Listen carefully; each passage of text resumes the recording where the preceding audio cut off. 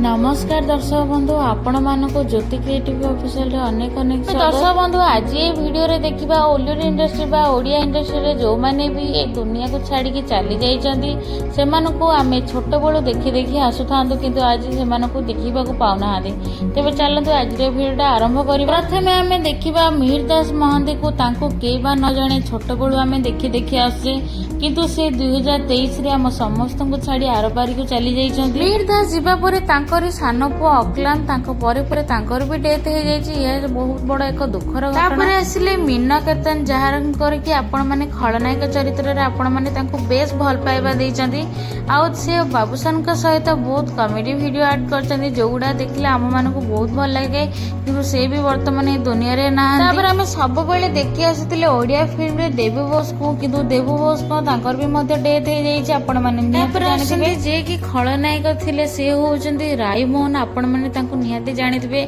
आउ स्पेशली मु कहबी जत्ते बेले भी तांकर सब मूवी आसे तो तांको देखिले मते दुखर विषय जे वर्तमान रायमोहन हम समस्त को छाड़ी चली जाइछंती। तेबे आपण मानको रायमोहन को अभिनय केमति लागे निहाती कमेंट माध्यम रे जंती। ओडिया एल्बम हीरोइन दीपा जी के कोरोना समय रे कैंसर रोग रे पीड़ित होई से आपण माने जानिछंती। ओडिया सीरियल रे निकिता जी के खूब सुंदर अभिनय करथिले किंतु तांकर संदेहजनक मृत्यु होइतिबार कारण ए पर्यंत जणा पड़नी।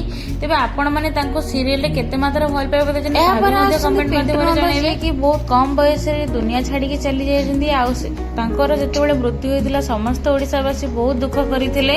तो आपण माने तांकर वीडियो सब मूवी सब केमति लागि निहाती कमेंट माध्यम रे जणाइबे। आज आपण मानको ए वीडियोटा केमति लागिला निहाती कमेंट माध्यम रे जणाइबे।